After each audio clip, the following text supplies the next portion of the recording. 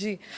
मैं फिर से उसी बात पे आऊँगी जब आप घर छोड़ के निकले थे। अभी हाल ही में हमने देखा एक फ़ोटो आपने ट्वीट किया था और वो वायरल भी हो गया था जब आप अपने माता से मिलने गए थे। तो उस वक़्त आपको कैसा लगा जब आप गए तो? देखिए, मैं कई वर्षों के बाद गया था। जी। मेरे पिताजी का जो है देहांत 2020 में हो गया था। हुँ।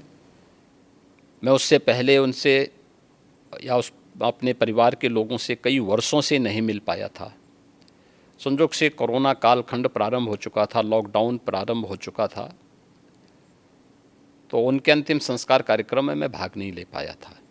आपके पिताजी के, हाँ। हाँ, तो मुझे जब गत वर्ष अवसर मिला था तो मैं अपनी माँ से मिलने के लिए ज़रूर गया था।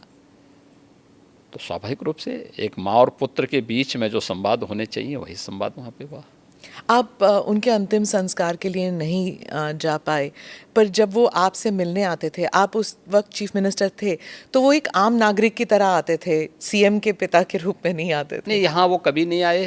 वो मुझसे मिलने के लिए मेरी एक बार उनसे मुलाकात हुई थी नजीमाबाद में, और नजीमाबाद में मैं एक चीनी मिल के उद्घाटन में गया था।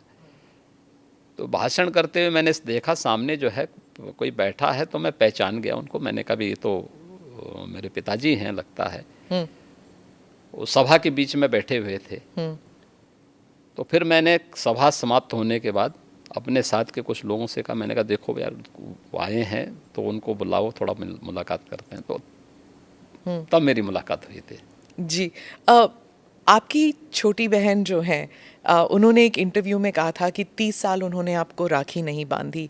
2022 में एक इंटरव्यू में उन्होंने कहा कि कई वर्ष पहले जब उन्हें पता लगा कि आप घर छोड़ के आप योगी बनने के लिए निकले हैं, तो उन्होंने कहा कि वो भिक्षा मांगने वाले संतों में आपको ढूंढ रही थी और मिले नहीं आप उन्हें।